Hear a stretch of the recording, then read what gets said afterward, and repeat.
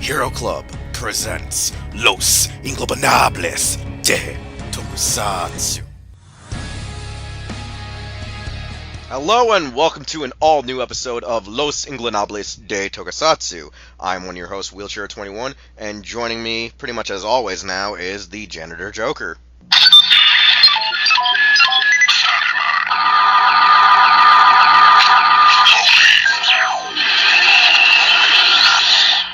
It's a wonderful day, Wheels. A wonderful day indeed in the neighborhood of make-believe and in Tokusatsu. Yes, indeed. For those of you listening, you're probably going to realize that this episode is shot late. One reason is we had terrible internet issues due to a few various thunderstorms, as well as my modem is probably dying, and I need to get a replacement. Now, we're still recording this, and we still intend to air this episode. It'll just be a week late. And, you know, the news will be, in a sense, a week late in some regards. But it's still technically news. It's still our thoughts on this news that released. And the fact is, we kind of shot this episode between the 23rd to the 24th, because that's mostly when all of the actual official information on prices and all that stuff came out. So you can at least gauge, you know, when we actually did record this. I'm going to be frank and honest with you, when it actually all went down. So you can't be like, oh, hey, they probably just recorded this the following Tuesday instead and said they did that. No, we're recording literally like 23rd into the 24th. No lies, no buts. Yeah, we care about you that much. Well, Wheels cares about you that much. Well, yeah, because we're already 24 episodes in, and we're almost near episode 25, which you insisted on being this episode, but I was like, nah. No, not today. Yeah. I can't do that. I can't do that episode on the 24th. You gotta put it at like a standard, and you put it on an episode that means something, like every 10 episodes or every 5 episodes. You gotta make those episodes look nice, you know? Nice and crisp. So what's episode 25 gonna be, Wheels? Unfortunately, Godzilla timelines. Oh! My favorite thing in the whole wide world to talk about. And how everything makes sense. Godzilla. No. Things don't make sense until you make the sense happen. I can make all the sense happen. Just you wait. Not all the time. Those censorships say otherwise. Well, that's true, but no one ever hears about them, so they don't know. Well, except that they buy it on the Patreon. But on today's show, as we, I think, promised technically a week and a half ago, but on the last episode, in chronological order speaking, not in time, our timeline is just as messed up as the Godzilla timeline. And it's only due to when our internet is shit, or when Mucha just doesn't appear at all. Or when Project doesn't appear at all. That's because I die, Wheels, and I have to, like, keep on fighting my way out of hell. That's the same thing that Project says, but I don't believe either of you. Well, I think you can believe me a little bit more. I mean, it's me. That makes it even worse. Yeah, because why would hell accept me? Yeah, I know. You're supposed to be stuck in purgatory for the rest of your life. That is my fate.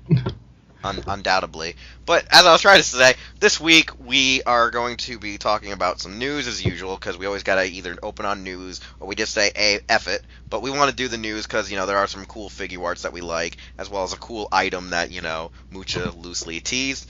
In addition, we are going to do Let's Make a Hero yet again, and we're going to finally close on another LITgit review, this time on Shin Kamen Rider Prologue, which I'm pretty sure everyone's expecting that part to be the most hilarious thing ever, due to the fact that Shin is either loved, hated, or it's so good it's bad for some others.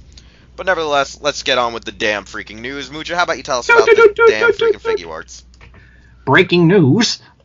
Let's see. We got a whole bunch of stuff coming out in January that they released in August. Most particularly is the figure art of Kamen Rider Paradox, Perfect Knockout Gamer, level 99. As like a fan of the show, Wheels, is that like a pretty big deal for him? Oh yeah, it was kind of a big deal for him because, you know, in the show, for those who have not seen X-Aid yet, or those who don't watch Kamen Rider, Paradox pretty much, like, realizes to achieve a level 99 form, he has to actually use the Kaixa Gear Dual in his actual damn freaking, in a gamer driver. So what he does is, after, you know, Kuroto has been technically dead or killed, he uses that belt puts the actual, Gashat in there and unlocks his true level 99 form. It is kind of a big deal. It is his true form, combining both of the games together in a full actual effect, which is kind of ironic due to the fact that there is the other Gashat duel, which is specifically only able to be used either as left or right or top and bottom for Snipe and Brave, because it was the prototype, where his is supposed to be more about his I like to be a puzzle and I like to be a fighter kind of motif about him, because he's, Kamen Rider Paradox. It's supposed to be two different type of games in one, which also kind of goes a little bit into the whole aesthetics with him and Emu. So it's kind of a cool thing, and I love his Yu-Gi-Oh! Hair. So the figure art is going to come with I guess the signature parad poses and hand options, like most figure arts would, right? Oh yeah, I'm pretty sure they're gonna give at least 3 pairs of hands. Like the X8 line has been pretty nice to us by giving a lot of additional hands, unlike some of the previous seasons. And the pre-order start August 25th, and it'll be sold on Premium Bandai for 6,480 yen, which is about $59 to $60. Roughly. So, roughly. And if you want to buy that, go ahead, but remember, shipping and handling kits. So, Wheelz, are you going to get it? Oh, God, man. The biggest issue about Power DX is the fact that it, comes out the same month as 2 other exclusives we still haven't gotten to. But right now, it's I get this, and I get another thing that comes out that month, or I get the other thing, and I get the other thing in question that comes out that month. So it's well, you can either have this figure art and that figure art, as well as this supposed other item that's expected to come out in January, which is obviously not the other Tamashii product, actually, that I can think of at this time. There's another one. It's the Kamen Rider Eternal that was revealed last week that we're not talking about, but that I want to get either Eternal or Paradox and the other figure art that we'll get to in a moment. So, which figure? Are you talking about the one that Premium Bandai released, of Juggler's Juggler? No shit, Sherlock. No shit, Sherlock. I haven't seen Orb, but what was Juggler's role in the show? He was chaotic evil, where he was a good guy that got turned bad, and then the entire time he's trying to not be bad, but he wants to be bad, and he thinks that's his only will in life.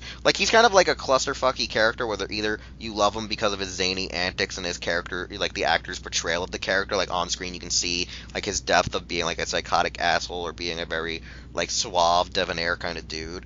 But then in the final episodes, when he's crying because he doesn't really want to do what he does, but he's in a sense kind of psychotic tragic, where he was broken and you don't understand why he just doesn't understand things in a sense like that. It's he's one of those ones where he's a sociopath that's not a sociopath. It's he just doesn't understand shit. Oh, okay. So he's one of those guys where he's very competent and crazy, but then he doesn't the best way to explain it is because how in lore of aliens sometimes they can be how they explain Thor and Loki are the minds of late teens to early 20s, even though they look like they're 40, but they're thousands of years old. Pretty much what I can explain is that Juggler, even though he's technically a late teen, early mid adult age, 20s, he's still probably in his prepubescent stage of alienhood. Oh, okay. So he's probably having issues accepting shit.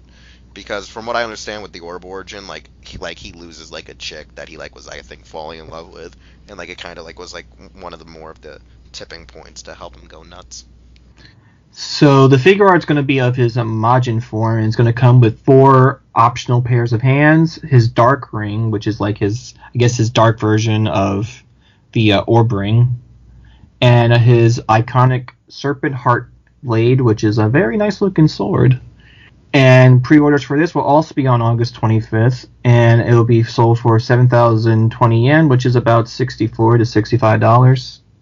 And if you want to be interested in Juggler, you can just watch it on Crunchyroll, because Ultraman Orb is subbed there. But we're not sponsored by Crunchyroll, because they don't give us money. We'll eventually get sponsored by Crunchyroll. I hear it's actually easy to get your foot in the door these days than it used to be. Remember, kids, again, shipping and handling. I cannot emphasize this enough, because people go in thinking it's going to cost X amount of money, and then the shipping and handling will bite them in the ass. Forget the middleman fees. Yeah. So another one, a monster art, one that's very close to my heart, near and dear, is of, the iconic Mecha Gojira from 1974. This is the one from Godzilla versus Mecha Godzilla, right? Well, no, duh, because it's not 75, or it'd be Terror Mechagodzilla, you fool. I know. Your timeline. Check your privilege. No, I was trying to set us up for the whole, timeline discussion thing. That's next week. Just kidding. So anyway, yeah. Premium Bandai has announced that an S.H.MonsterArts of Mechagodzilla from Godzilla vs. Mechagodzilla is going to be released, and I'm looking at all these features, and holy crap, it looks so nice. Favorite part is in the listing, there's effects for effects, but they don't explain what the effects for effects are. I shit you not. That's what Bandai listed when you translate it as. And I sat there for a minute, it was like, wait, what? They're like, yeah, it's effects for effects. And I'm like, so does that mean firing missiles and his force field when he spins his head around 360? And they're like, I don't know. Maybe. Like, all right. I can tell you right now, though, a lot of people are wondering, will this be better than the original Shogoken? I believe it's already going to be better than Shogoken, but I don't know since I've never had it. So a lot of people are very skeptical at this time. So you're saying we have to let them fight? Yeah, I mean, the one cool thing, though, is how Tamashii kind of is like, okay, we're going to try to complete all of the Mechagodzillas, even the non-canon one. The non-canon one, that still looks amazing, though. Yeah, I'm going to buy that fucker when it comes to America. I'm going to do it. Yeah, I'm going to do it. I'm looking at these pictures, and I see him in his flight mode, which was cool. His laser beam that came out of his chest. Oh, it'd be amazing bonus effect with this if they were like, oh yeah, it's like $90, right? But actually, it should be like $120 if you want the super premium version, which comes with a pullover Godzilla skin. Like, you remember the Dragon Ball Z Evolution Super Saiyan fighters where you put them in the weird skin thing and it put over the figurine? Yeah, it'd be like that with the that'd be fake cool Godzilla. If it actually did have if they had a special order that had that skin and you just put it over him. Watch that being another entirely different figure where all you do is just change parts of his limbs to show the areas that Anguillus broke off or Godzilla burnt off himself before the full thing ripped off. Knowing Bandai, that might just happen. Oh, they'll do it. This is also on pre-order on August 25th and set for about 9,720 yen, which is, as Wheelz said, $90 something. Yeah, it's plus kind of a shipping. clusterfuck. Yeah, and all these will be available around January this year, next year. Next year, yeah. Technically, it's gonna be the first pre-orders to release, if I recall, all in January. And I mean, the reason I'm more butt-fucked is because, you got Eternal, you got Power Art, and you got Juggler, so it's flip a coin, which one matters more? And I'm probably gonna go with getting Eternal and Juggler, but then others are telling me just grab the Power Art and the Juggler and say, hey, you got the original Eternal, why upgrade just yet? But I'm like, eh. And also in sad news, there's a figure art, a Seiho Kamen Rider Hyper Kabuto, Tamashii Web Shop exclusive. Yay. Yeah, I don't even know when they're going to release it. I don't think they released a date yet, but I'm not looking forward to it whatsoever. I mean, I'd look forward to it if it was retail, but I'm not interested at all. I'd be a little bit more interested if it was just the original Kabuto suit, but Hyper Kabuto does... Well, no, the original suit was already issued out 3 times. They'll probably reissue it one more time as the Seiho at retail. I just mean that the Hyper Kabuto is just not one of my favorite suits to look at. It's weird. I like it, and I also hate it. And I think it's because of the weird, old school, weird fans that come out when the parts spring out. But in other news that brought a smile to my face, and Wheelz immediately messaged me on Facebook, will tag me in a post on Facebook about it, and just it's happening. I'm like, what's happening? And I look at it, and it's Deluxe Complete Selection Kamen Rider Kaiza belt. And I'm just like, yes! My moment, Wheelz. I know, the irony, because he keeps, foreshadowing. It's coming! Oh! It's coming! Goldex. Oh, man. That made my, day. And it's not even like I like Kaiza, but I also like to use him because it pisses people off, and it just amuses me. It's like why I make Miles Morales jokes. If you get angry by it, I just use it more. You empower me. You make me stronger, like the Emperor from Star Wars, or Kaiza, as he's doing more crazy nonsense. Yeah, and the best part is pre-orders open on freaking Kaiza Day. Kaiza Day. Oh, it's coming! Oh, man. So, like, what were your thoughts when you heard the news, Wheelz? The first thing I said was, like, is the pre-order open right now? They're like, no, it's a teaser video. And I was like, oh, shit. And then Metal said, it's on Kaiza Day. And I was like, oh, no! No! And he's like, why? I go, like, I gotta go alert Mucha. And then the next thing I do is I post it up on Facebook, and you're like, oh, Jesus Christ. The topic of Kaiza is a very controversial thing in the Toku community that will probably take an entire podcast to really talk about, because his impact is that big, I guess. His impact is, like, very big, because he's also a rapist. I mean, according to one of the novels. Who wrote the novel, Mucha? Who wrote the novel? Not me, but someone similar to me, question mark? Anyway, the GOAT. The GOAT. Yeah. Oh, man. I would say I would buy it, but that would mean I actually have to put money into things, and as we all know, I'm cheap. So there's no point for me. There's no point, Wheelz. There's no point for me to put money into this. There's no point for me to put money into it, even though I kind of want a Kaixa one, but I'm like, no, don't get Kaixa. Save your money for, like, an Orga or a Saiga, because they're more worth it. Yeah, I mean, I'm sure the fans of Fives would probably, like, want to buy it immediately, because it's Kaiza. Kaiza's that memorable. Sometimes I don't think it's the character. I think it's really just the crazy actor. Oh, his actor, like, eats it up. Like, he embraces everything about it. It's kind of amusing to watch. All I know is I want to hang out with him and just, like, get shit-faced and have him teach me how to do Kaiza face. He will teach you the ways. He'll treat you like Mulan. He'll make a Kaiza out of you, yeah. Oh god, let's get down to business to defeat Smart Brain. Have no regards for those monsters. Put them in their grave.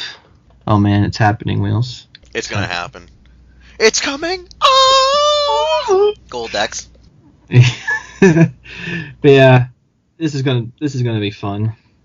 I can't wait.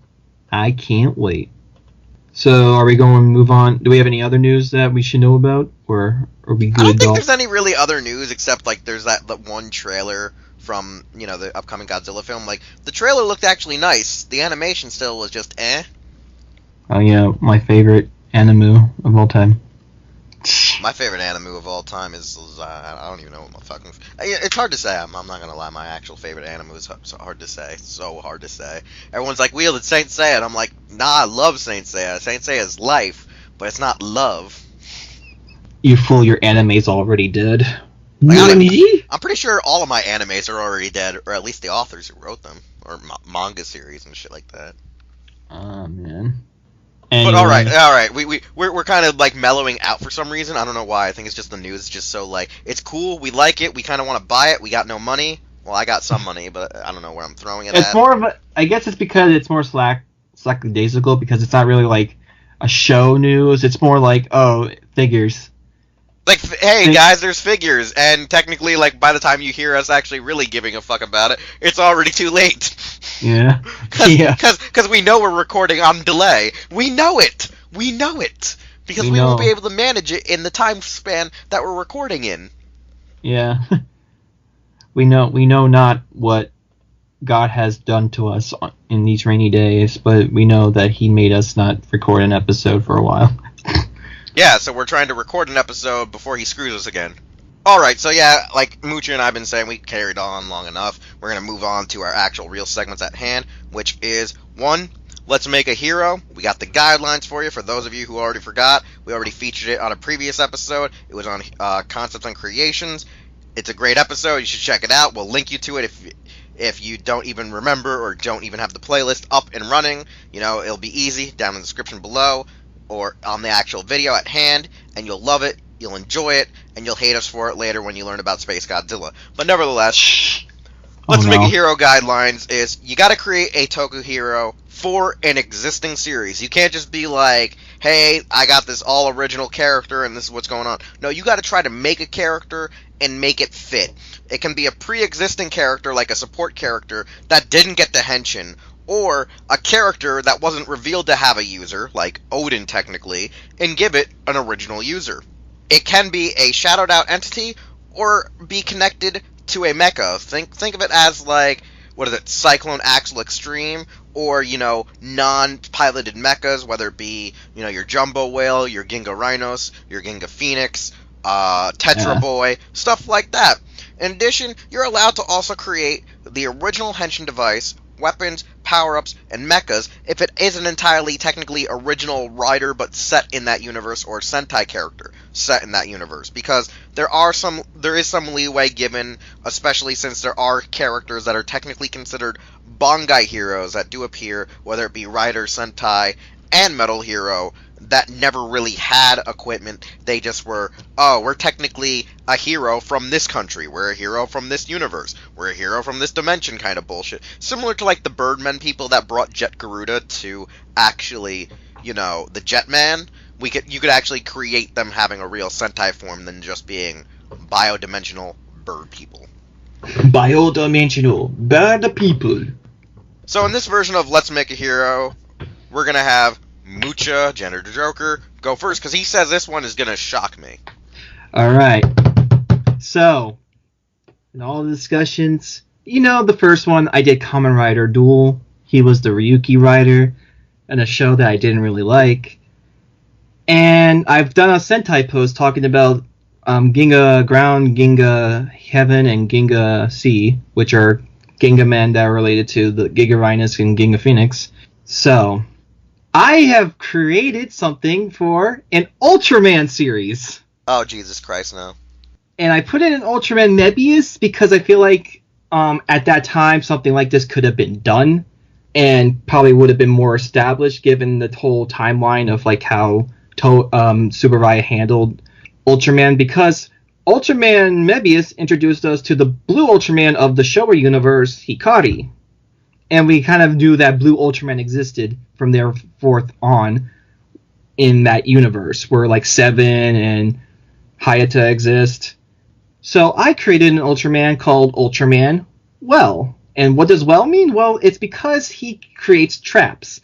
See, he is a green Ultraman whose style is more manipulating like the light energy that Ultramen have and using it in the environment, like traps or stuff like that. He's kind of like a spellcaster in that sense. Like, he will create like a place to be, and if the kaiju lands there, something bad will happen, or it can be used for support purposes that will buff up a character, such as like Mebius or Hikari. And basically, like, what he would do is he would create like, he's more like known for creating like disc-like weapons, because wells are like circular objects. So he like fights like throwing like destructo discs at people.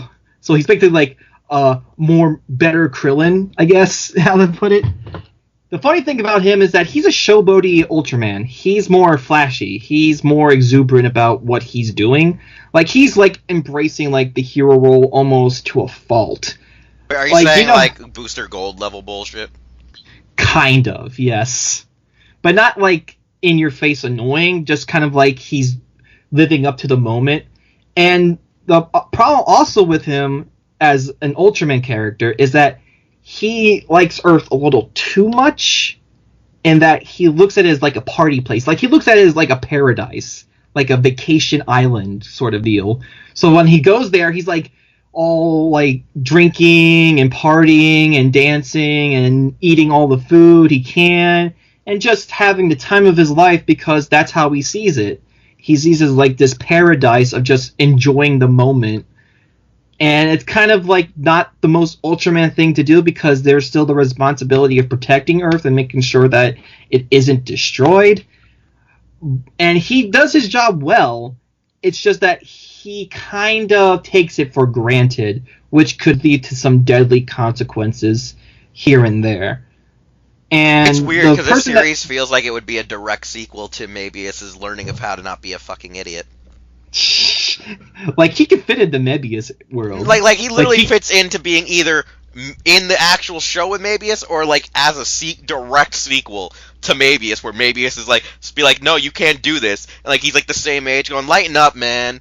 And he's like, lighten up, man. We're supposed to have fun here. This is Earth, man. This is the thing we've Ultraman pined to protect. And then literally, maybe it's like, yeah, I learned that the hard way. What do you mean you learned that the hard way? And then it just flashes back. You destroyed it all! That's not what Ultraman does! Yeah. And, yeah, I decided to make him green because we don't really have any green Ultraman, like, at all, maybe. I think we only have, like, one related green. I don't know, maybe I could check the like original concept art for like the citizens of the Ultra series. Like they were supposed to have like a yellow Ultra race, a green one, a blue, and a red and purple. Nice. I'm looking at like it I now. just linked it. Like literally, look at the one with the crazy eye. Yeah. Like it's literally like the eye for Darklops Zero, but it's all like compound and shit. Yeah. Oh my god. And he possesses a salaryman who's kind of down in his luck. Like he started. Oh, like, the irony of the salaryman. Yes, the irony of the salaryman who has too much responsibility and doesn't have time to do anything fun.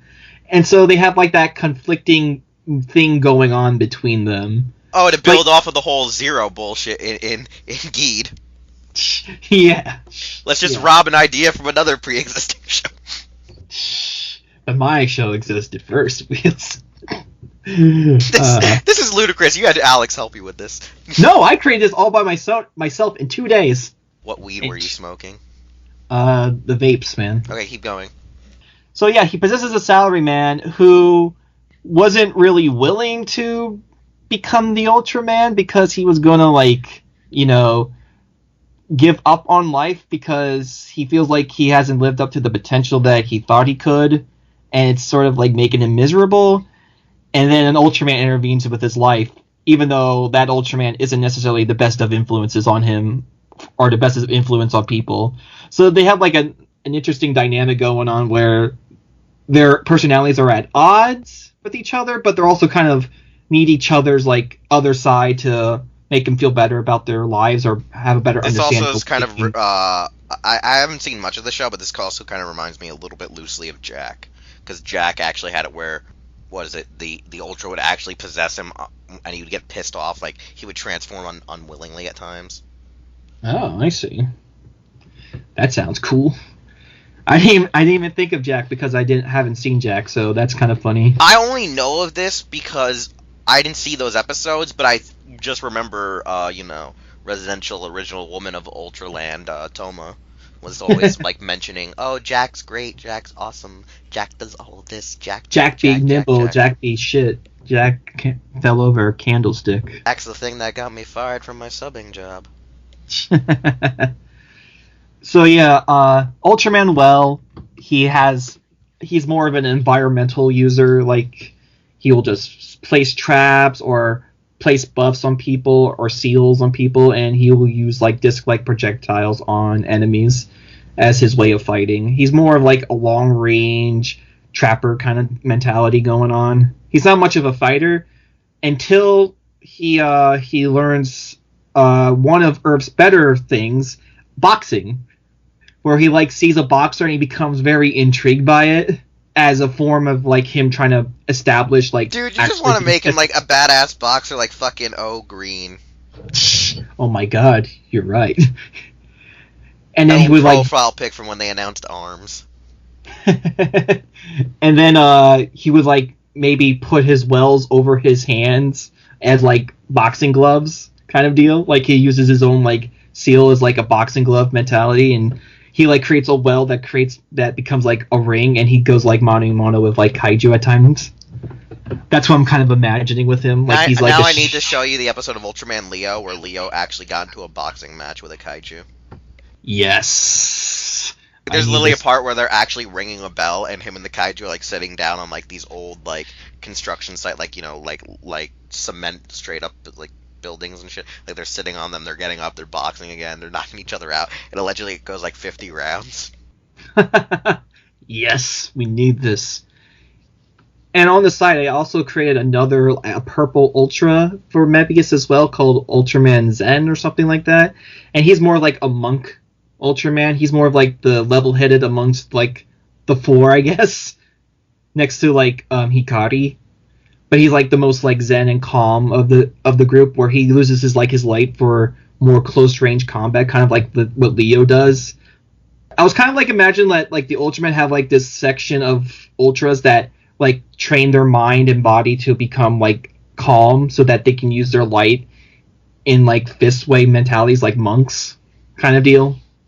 Like their fists are just glowing with like the light energy that they don't even need to do like the laser beam attacks. They just need to use their fists and they're all good because they're that like in tune with their body. So I got 2 Ultramens in Mebius. Wheelz, how do you feel about that? I created Ultramen. You created new Ultramen, then watch Tsuburaya fucking sue. Oh no. No, that'll be Chayo, man. Yeah, we'll just blame it on Chayo. We'll say Chayo came up with these. I'll call them all. No, it's Chayo. Wait, did I say Ultraman? No, I said Megaloman. Oh, Jesus Christ, no. I mean Zone Fighter. That's Toho. Alright, well, since you created 2 specific Ultramen, I've technically given more character development to characters that were already established, as well as given characters that were just fucking suits people to connect with, so it was a little bit more like the Japanese one, where the people transformed into these heroes. Now, the thing is, as I said, in Japan, transformed into these heroes, obviously someone should realize that this is talking about a Saban adaptation of a tokusatsu series. And it's actually of one of my favorite tokusatsu series that was... Ultraman powered. No, that was adapted by Saban. Saban! And that was Big Bad Beetleborgs, specifically Big Bad Beetleborgs Metallics, with the actual... What are they called? The international beat fighters, the other beat fighters, where you had Yanma, Sophie, Fire, and Lightning, like all of those guys together. Yeah. And the thing I had the issue with was like kind of growing up and having to have seen the later episodes was I could understand like the 4 medallions manifesting and becoming actual, Beetleborgs themselves if they're like just the villainary ones, like they just have so much evil they can manifest a body. But I thought that like maybe make it that like there was some sentience to the magic of the coins, where the magic coins, almost kind of like in Japan, chose their users to have them, but when they would transform, they would either be possessed and not remember transforming into them, and, it would be them, like, the heroes themselves would be like, oh, I gotta leave and bring back this person's body, so they don't know that you're Beetleborgs kind of thing. So the idea would be about, like, either, the Beetleborgs being dumb kids would be like, oh, hey, where'd Dragon go? But then find, like, one of the other kids that were on the show passed out somewhere, and they would think that he was just obviously attacked by a monster, not realizing he had a medallion. When you said passed out, I thought, like, oh, they're drunk. No, because here's the thing, and this is the thing I kind of have an issue with Saban in general back then, was, you remember when Tommy lost his powers, and, like, they said, oh, we'll just see you around, but, like, they kept saying that Tommy kept going on all these trips if he's supposed to be a high school student? It's like, how can he keep going on these trips and miss school without, doing, school, right? And, yeah. And then there was, the kid Drew, who was the White Blaster Beetleborg. Like, there were several times where they could have had him on, like, almost like the character Heather that worked at the comic book store, where he didn't appear every episode, but he still was around town.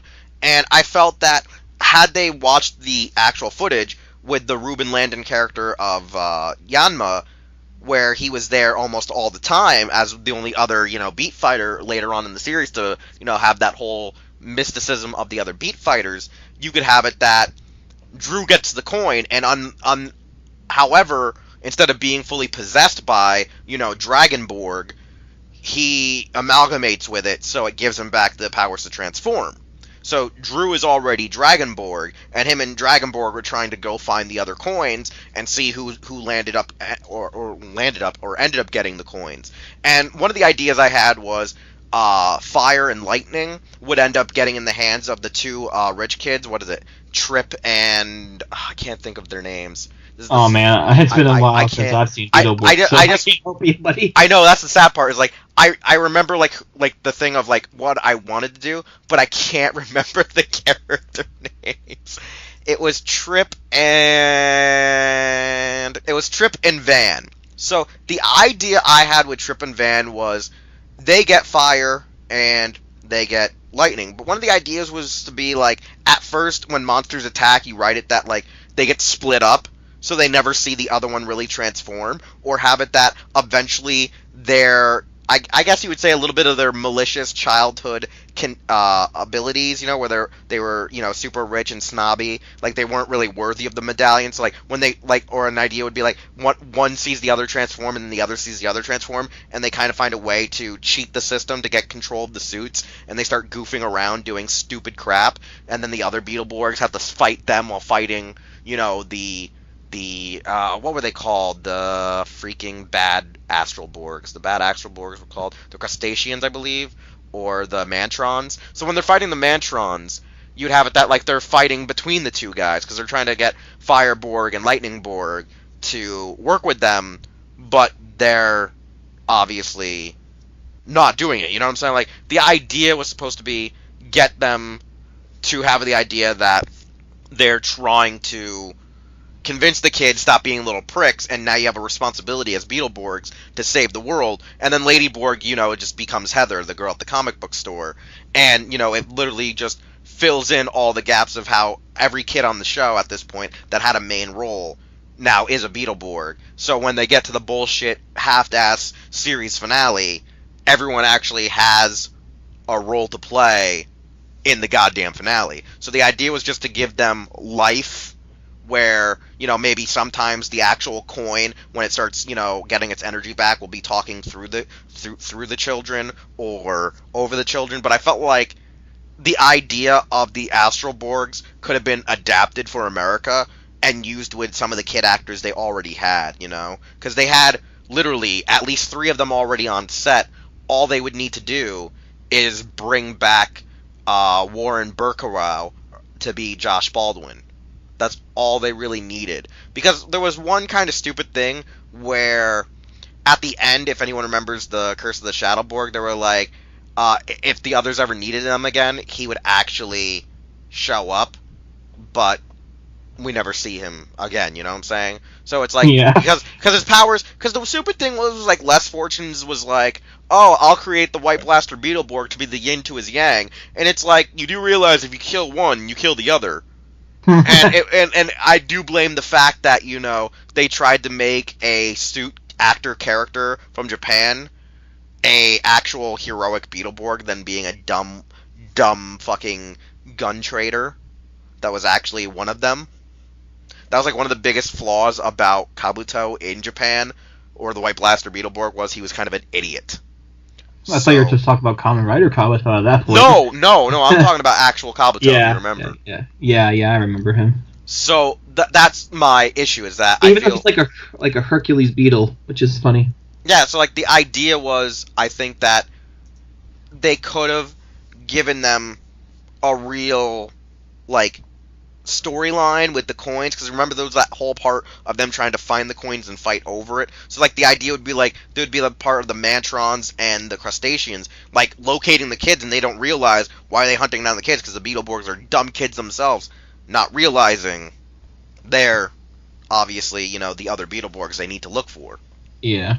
And it also could work to, you know, because Dragonborg have disappearing at times. It could just be the thing with Drew is he's going off like almost Rhett Fisher's character would be later on in Lightspeed Rescue, going, oh, I'm going to go to the ancient tomb and find out if there's any like magical way to really seal up the demons again, because, you know, we don't want to pay to make original footage for Titanium Ranger. We have to find ways to exorcise the demons. Yeah, it was some stupid shit. So I just feel like there was so much more than just having Barbara Goodson, Richard Epcar, and Doug Stone, and a few other voice actors having to just keep on just standing around using like their same typical Power Ranger kitty voices rather than their like actor voices, which is technically sometimes just their same exact voices, but you know, it kind of gets the tone to the shift of how they portray it sometimes gets obviously redundant.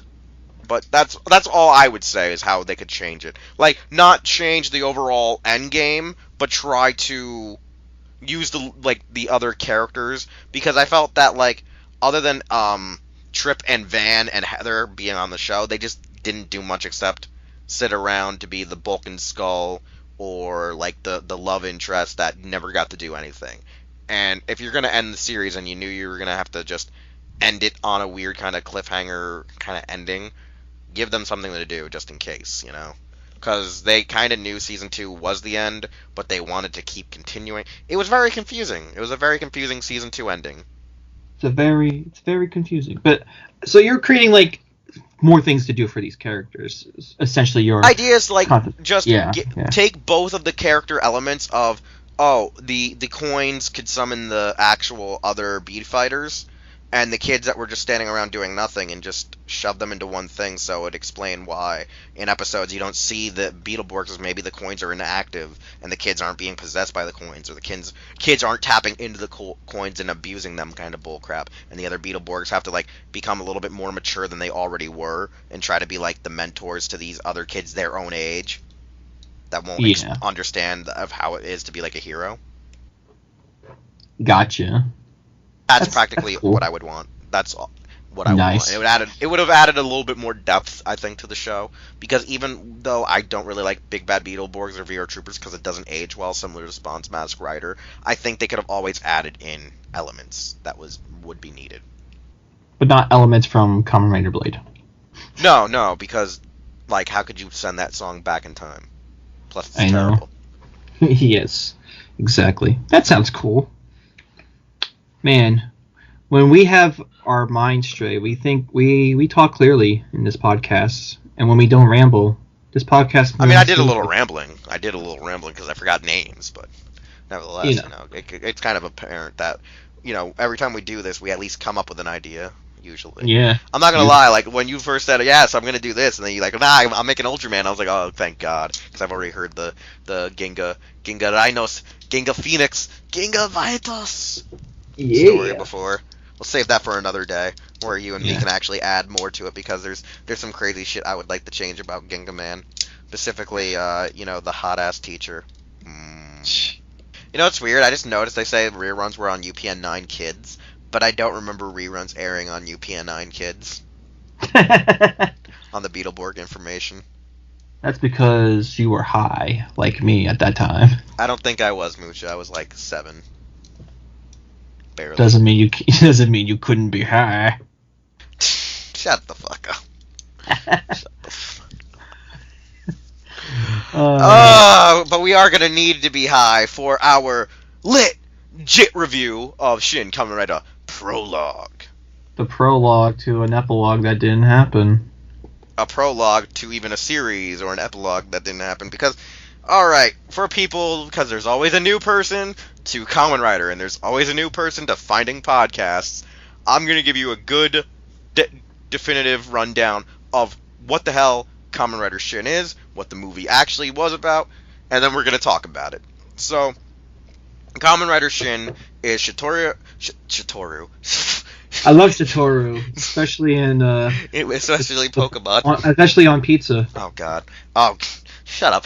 But Shotaro Ishinomori envisioned to do a very graphic, more violent, more realistic take on the evolution of the Kamen Rider franchise, and in this case, the idea of cyborg soldiers are still in there and still in the elements, but also there is the experimentation of biological engineering. So, even though Kamen Rider Shin in this series is labeled as a cybernetic rider, there's no cybernetic implants in him outside of the bioengineering they actually do to his cellular structure to make him kind of like a zoonoid from not Kamen Rider, but from Guyver. It's very Guyver-esque, his true envision for Kamen Rider. And he said that this was one of his one true envisions, which he always, in a sense, was kind of envious that Guyver at the time was making it big in the late 80s and early 90s.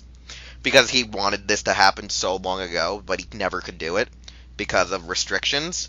But Toei was like, alright, we'll let you do this because we've been on hiatus and the Heisei era needs to be a little bit maybe grim, dark, and dangerous. However, Shin is still considered a Showa era due to the fact of the consideration they say is anything Showa is anything during Ishinomori's existence, in his regards. Meaning, as long as he was alive, it was all Showa, even though it had begun the Heisei era in the late 80s. Yeah. Well, I think it's because one of the reasons was that they were just movies, and they didn't have series to them. Like, Kamen Rider wasn't like the franchise that we know where every year it would come out. Like, it would take, like, sporadic breaks here and there. Yeah, so with this film, they did intend to have either a TV series or at least some version of a second part film or a series. I think it was going to be called like Shin Kamen Rider Epilogue, but I could be wrong. Yeah, like it's been debated. We don't really know the full depth, but the idea was this is supposed to be like a small retelling of the original series in a more modern-esque like theme. Because Shocker isn't referred to as Shocker, they're not referred to as Nazis. They're just referred to like how Kronos is in Guyver as the organization.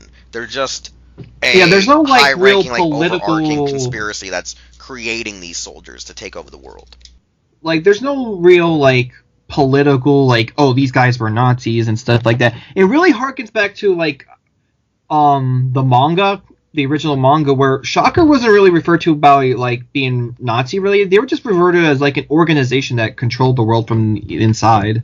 They were very Illuminati-esque. They were very underground, but they worked, in the light by, posing as pharmaceuticals as well as other agencies. Like in the series themselves, you find out that the FBI, the like Japanese version of the FBI, as well as the American CIA, are trying to get into this one establishment in Japan because they realize it's maybe technically the weakest, or at least its research is the strongest in trying to explain what is going on. Like, at least most of the research that I guess the organization's really working on is centered in Japan, but the facility itself on the outside looks weak. So they go in there and they send in a few guys to infiltrate it. One of them is played by Ishinomori himself, and they realize that the genetic structure change in going on that's, it's supposed to stop cancer, AIDS, and like world disease is a little skeptical, especially when they look at the cellular structure. So right there, it kind of like feeds into the whole, they're doing some bioengineering.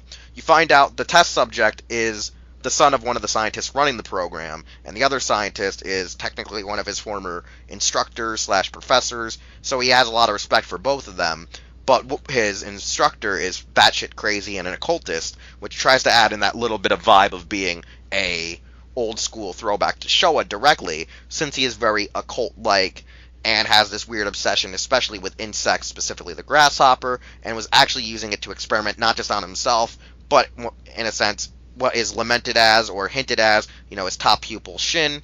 At the same time, you find out the nurse knows more than the goddamn father does, because she was actually specifically given to be, the bodyguard of the Kamen Rider, project, and in hopes to, help advance the organization. She has a turncoat because she falls in love with Shin, and then you find out he was also a top-ranking, what you would say, I guess, stunt racer, dirt bike racer, because his friend Yuki... I think it was like, motorcyclist or something. Yeah, because his friend Yuki's always coming back trying to get him to stop being the experiment for his dad's research, because even Yuki at this point kind of knows his dad isn't up and up with his actual research game. Like, he knows his dad isn't really good at doing AIDS and cancer research. His dad does weird experimentation. He's like, I know he's your dad, but he's going to lead to your downfall.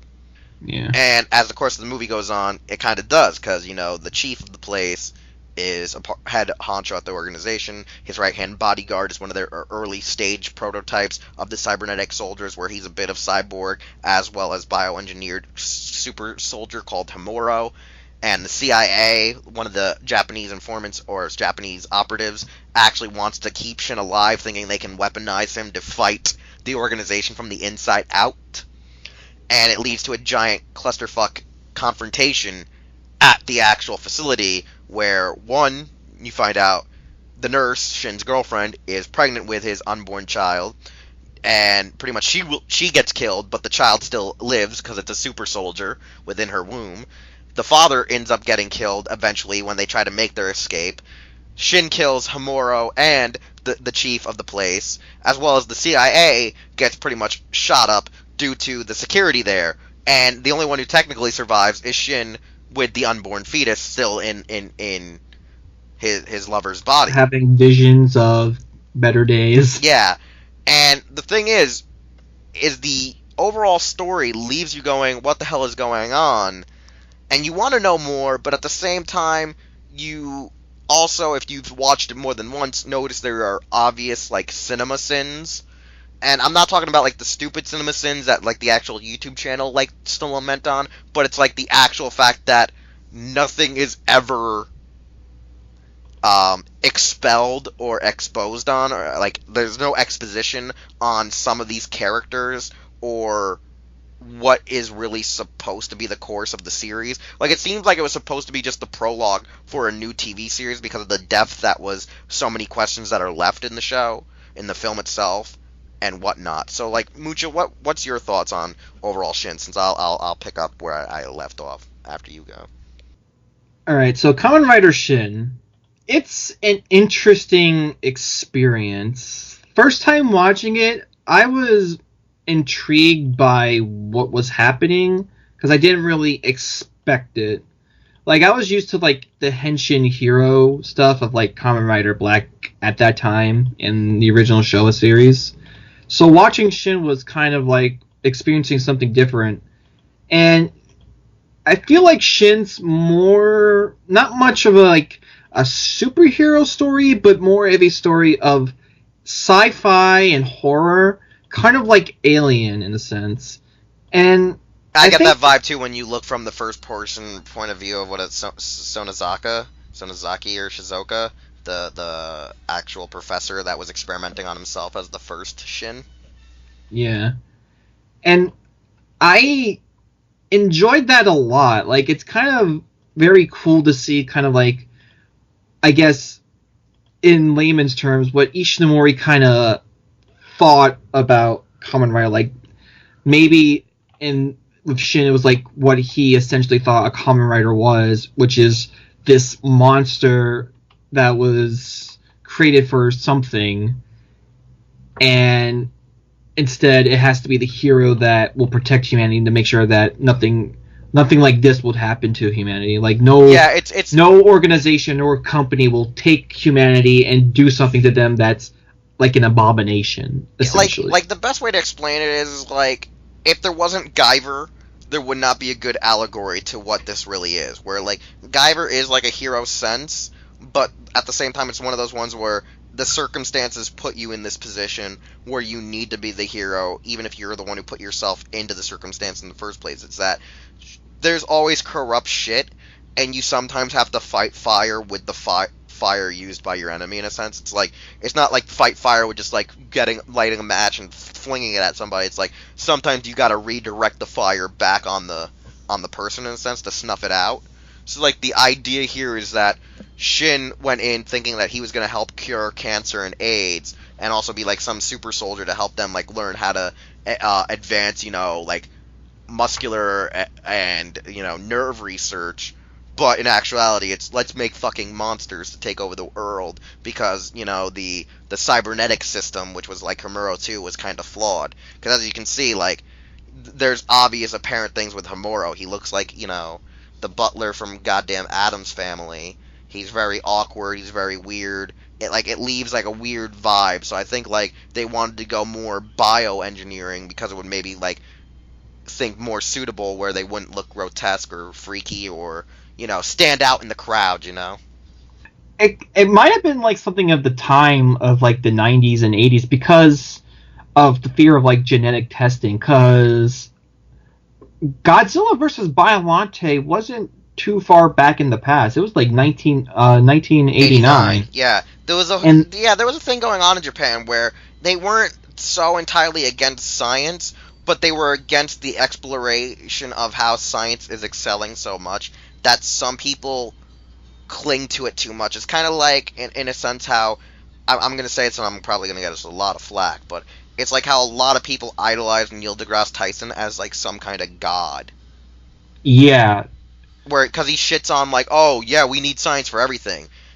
Yes, you do need science, but you shouldn't enforce it, you shouldn't try to expand on it. You need to, like, leave shit like in a science, sense. Like you need science to use isn't science moral. and nature and morals. I think it's the issue of like what the story's supposed to be about. Science can do so much, but then you need morals and like a philosophy and like a mindset to tell us no, science shouldn't do this because, well, science could just take us way too far to where things are just abominations and shouldn't be made, such as Shin. Or his unborn child, specifically the unborn child. Yeah, like, they are things that should not exist, and I think the movie really emphasized that, no, this thing should not happen. Like, it sucks that what happened to Shin, like, he's like a tragic figure in all this, but he shouldn't exist. Like, I think the biggest part of the prologue is, I don't think a majority of the cast needed to be killed off in this prologue, and had they not killed off a majority of the cast in this prologue, you probably would have gotten your goddamn sequel. Like, I think a problem happened was that fans of Japan just didn't like the movie because they were expecting like the Henshin hero. Yeah, but this was supposed to be made for the fans that grew up and wanted something like graphic that they saw in their manga at the time, which was like Guyver, Berserk, and all those other cool properties. You know, he was actually writing it for, I think, the manga readers and like I said, the older fans. He intended it to be like for people like us at the time who discovered it in our teens, wanting something drastically different.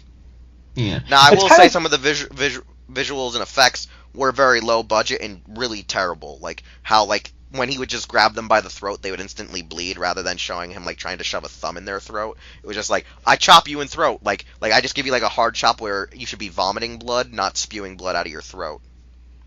But his transformation scene is pretty damn intense. Yeah, like, the transformation is one of the weirdest and grotesque, because there are, like, 3 different versions of it. Like, there's even test footage of an unused version. I saw the Blu-ray of it recently, and oh my god, it's horrifying. I was horrified of it the first time I saw it, with, like, the whole eyes rolling back, and they use that shitty-ass, like, old-school 80s, like, weird prop head stuff to, like, do all the weird, grotesque stuff, exploding out and skin ripping off. Yeah, like, his eye movement is kind of, like, the freakiest thing about it. And it doesn't help that, you know, the actor they choose to be him is already freaky looking in general. Oh, no. Like, I like the actor, and I like him as Ultraman Hikari, and I like him in Ultraman Gaia, but he looks like a serial killer. But, like, Hamuro looks, like, really freaky, because they purposely shaved, like, off his eyes, they gave him, like, certain types of eyeliner and prosthetics to, like, really, like, bold his, like, you know, brow and forehead to make him look menacing and, like, you know, like a fucking monster. Before he actually becomes a monster. But what I was trying to say is, like, there was, like, certain cinema sins, like, where, like, even I thought it was kind of weird. Like, one was, like, there were no survivors outside of him and his unborn child. And 2 was, when you listen to the dialogue, they use a lot of, how should I say, the pronouns and stuff, like, where you just relate to him as he, she, senpai. And they never really allude to the characters' names. Maybe more than once or twice, you know what I'm saying? Like, there's only actually a few occasions where they actually straight up say the chief's name, the other scientist's name, Shin's actual, like, full name. And that was one thing I kind of didn't like about the film, was, like, if you're reading the subs, people put the subs in, but in general, it just didn't feel like it. Do you know what I'm saying? Like, I think I get what you're saying, yeah. Like, when you look and hear the dialogue while reading the subs, even though you don't know Japanese, you don't hear the names at all, so you're sitting there like, wait, who's who? You know what I'm saying? It's like one of those kind of things. Like, yeah. Unless you have a cast listing in front of you, and you're, like, a very younger audience member watching the show, you might not know what the hell's going on if you don't know, like, full-on Japanese, like, pronouns and, you know, how they refer to, like, he, she, they, their, and what kind of stuff. That's kind of like what I kind of hated about the film in my regards. Like I said, I also didn't think, like, some of the effects were done right. But then again, don't forget, this is, like, made on an old school 80s TV budget, which were, like, garbage in Japan at the time. Like, they were, like, really bad. Like, their effects were very, very bad. I think like the directing and, like, the environment, or I guess, like, how they executed like the dark feeling of like a horror film kind of made up for That's some. probably the thing that I think was the most like amazing thing about it was there was one thing though where they tried to do the horror thing where it was very typical. I feel like 80s, early 90s like Japan horror theme was the whole trying to do the occult with the shitty green light thing. Like Japan really loves that style, especially like 70s to now. Like they love that style, and I felt it was too cliche for what they were going with. Like they couldn't just make him a crazy scientist that was like having a research. No, they had to have him like with pentagrams all over the full walls, bandoras, red candles, and like fancy ass silverware. It was like, really? But can we talk about how he decapitated that cyborg? When he literally just ripped his head straight off the body clean with the that was nuts. When he destroyed him. That was fucking intense awesomeness. I just love the brutality, and then how like the AI of his brain like slightly works, and like I'm gonna wrap my fucking spinal cord around you and then blow up. Like, wait, what? Shit's insane. Yeah, so like I mean like a bit of the like ways of how graphic it is interesting and good for its time. The storytelling is a little bit awkward because I hate the part where very early on when they put the bugs in the system, Homura was like, here's all 86 wiretaps I've taken off that were obviously put there. And he's like, oh, it's the enemy. And they're just like, everyone's technically our enemy. And like, it's just ambiguous of, oh, eventually even Japan's government will be our enemy.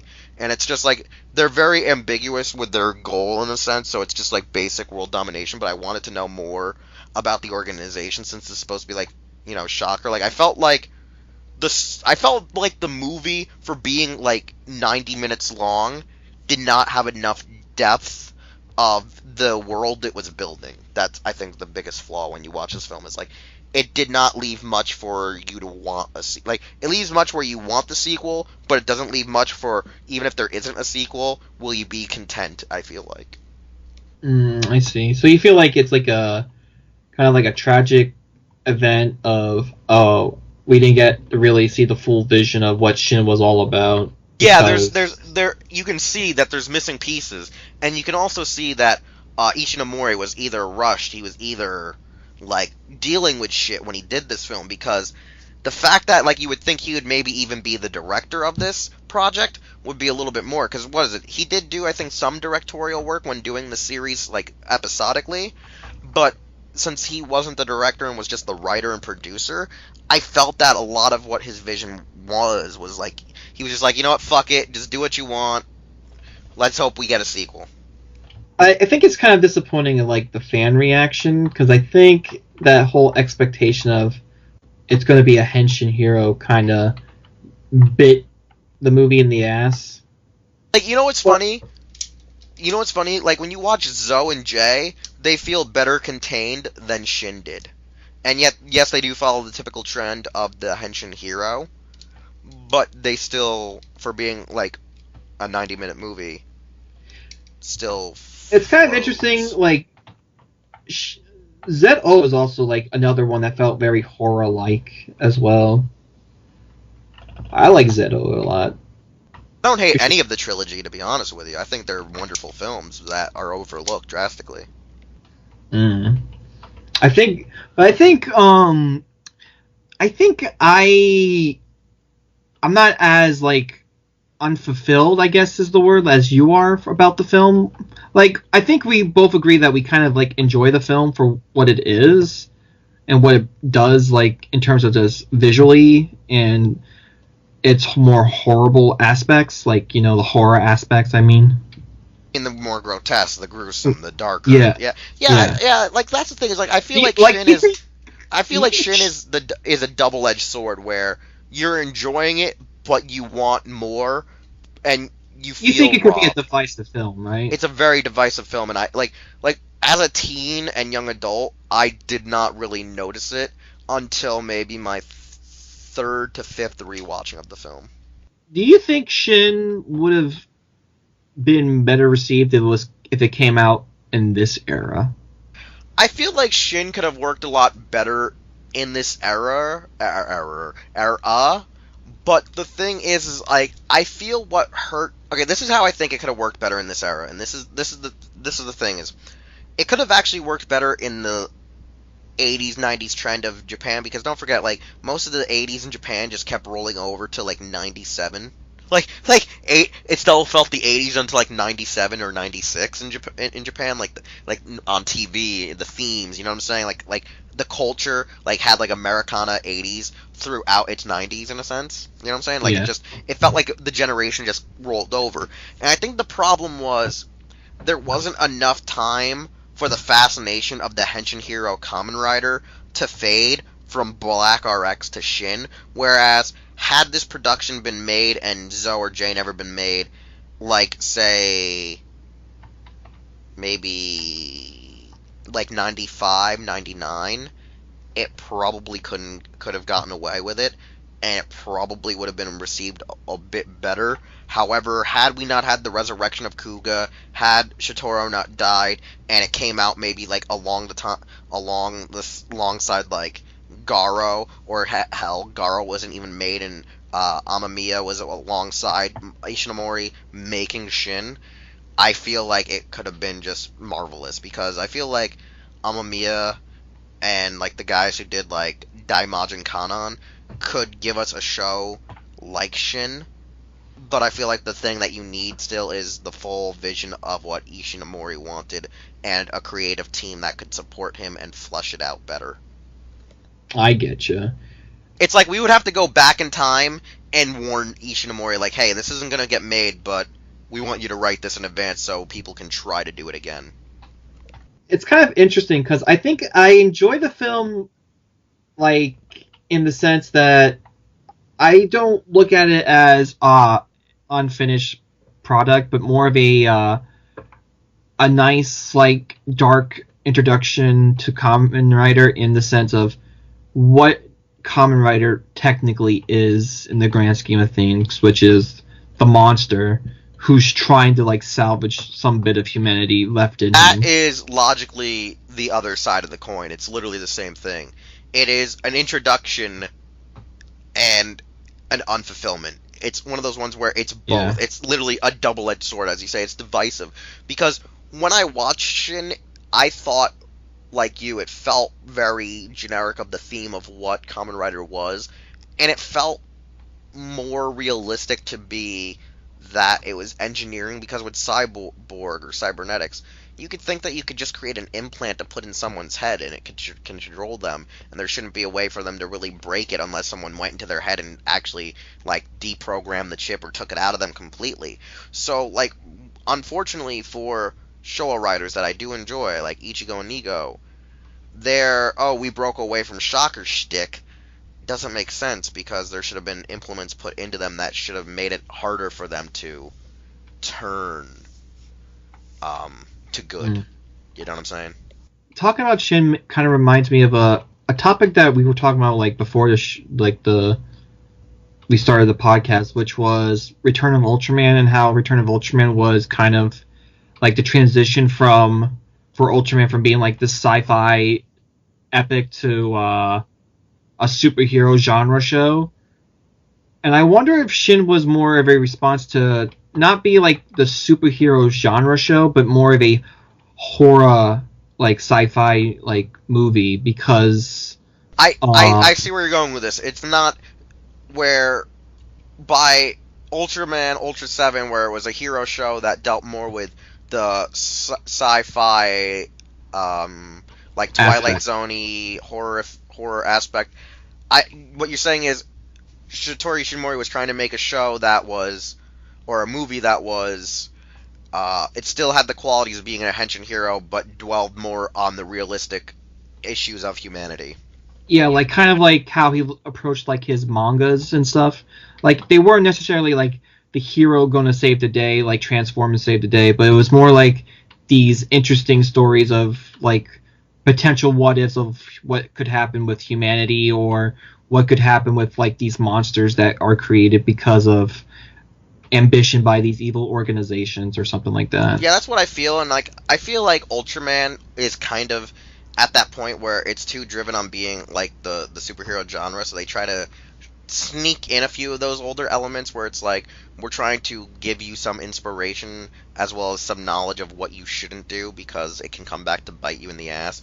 Like I'll recommend this for you to go watch the Ultraman Orb episodes that deal with Galactatron, where this one kid really wants to become a great scientist, and the Galactatron robot shows up and he's like, maybe we're supposed to like make these technological advancements if it ends up destroying, entire world, societies, countries, yada yada yada. And it's like, no, no, no, it's our choice. Like, we can make these weapons, but it's how we use them that they can be good or for bad intentions, kind of thing. Where it's like, Yeah. Kamen Rider like turning darker, like it's to help, I think, also be a connection for when you lose that loss of childhood, where you think it's corny or too kiddie or too dopey.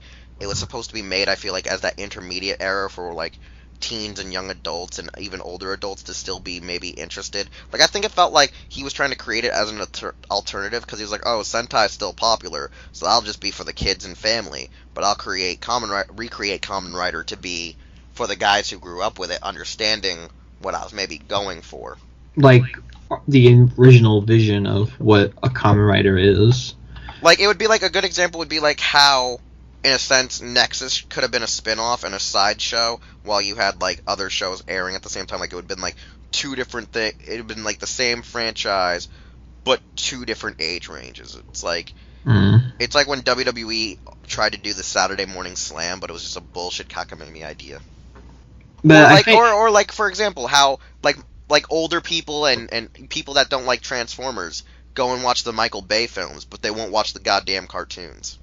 But that's the best way I can explain it. That's what I think it's supposed to be. It's supposed to be an alternative for older people to still be invested in. Like, it was definitely for people of like the older people who seen Kamen Rider or read his mangas, I feel. Because like, this is where like Shotaro Ishimori appeared in the movie. Like, he felt that deeply connected to the film, I feel like. Or don't forget that top 10 where he actually said this was his ideal greatest work ever, next to Black in the original series. I had to find that list, because that sounds like an interesting read. It wasn't a read, it was actually like a video interview. Oh, do you have a link to that video? I will look for it. Alright. That sounds interesting. But yeah, I think I like Shin a lot. Like, I think it has its faults, sure, but I think as an overall like film and just entertainment and what it does, I enjoy it a lot, because I enjoyed like Alien a lot, and I got a lot of Alien vibes from it.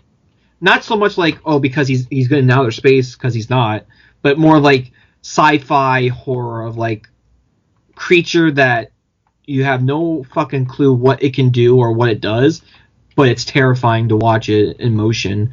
Cause like when you see him transform and like his mouth opens and like his jaw splits because he's a grasshopper, like he's literally become like a grasshopper. It's like, Jesus Christ, that's fucking creepy and disgusting and awesome at the same time. Yeah, so like overall, I think, and as we were talking about, is like, it is such a divisive film, because we know so many people that love it for its brutal sense but hate it for its story. And I think there's elements to this film that's, in a sense, able to capture everyone, while also being able to turn off everyone, in a sense. It's a very interesting, like, I guess, introduction to like the real, like I guess, to use our term, the LITgit understanding of Kamen Rider. It kind of is, as we joke, the LITgit, even though it's not as LITgit as like going and watching a Showa Rider. But it kind of feels like that, It's an arguable situation that is hard to discuss, because we insist that people really do go out and watch. I think it's worth at least one watch, and I think either it will win you over or make you wonder like something about like Ishinomori or something like that, Like, it's worth the at show. Least one watch, like, I think, and like. Yeah, like you're gonna question stuff, and I think the problem is, though, had there been no Guyver either, I feel like this would have been more popular. I really feel like Guyver captures well what I think Ishinomori did want, because I feel like when you watch Shin, you see a lot of parallels to Guyver in some regards. I can see that. I can like see there's elements to Guyver. It's not like you find an alien thing and turn, but I'm talking about an actual, like, think of it as Guyver without him getting the armor, but an actual Zoanoid wanting to stop the other Zoanoids. Yeah, I get you. I enjoy like I think it's a very fun horror movie with sci-fi elements to it, and I like that type of shit. So I would recommend it. And if you enjoy it, then good on you. And if you don't, I'm sorry. All right, here's something that we don't do rarely. But what would you rate this film? And I guess do it out of 5. Just do it out of 5. Man, I don't like rating movies because I don't like rating things because I feel like it's too like determinism. I guess like it doesn't really explain my thoughts clearly. So I would just go with like a recommendation kind of deal. Like I try to go with recommendations, but I also give a rating just to like because sometimes ratings actually hook people. I guess maybe 4 out of 5, something like that. Yeah, like I do feel like it's a solid 4 because even if you hate it, you're gonna love it. It's one of those films where you're just like, what did I just watch? What did I just watch? I enjoyed it, but also like, that theme though, that forever theme, it's pretty good. Yeah, that song is just sappy. It makes you cry. Yeah. Like Kintaro shows up and he gives you a handkerchief. He leaves, then he becomes the Century King. Man, causes eclipse. Boy, do I have a sad version of that thing. I played that song and I inserted it in the final fight between Dagova and Kuga.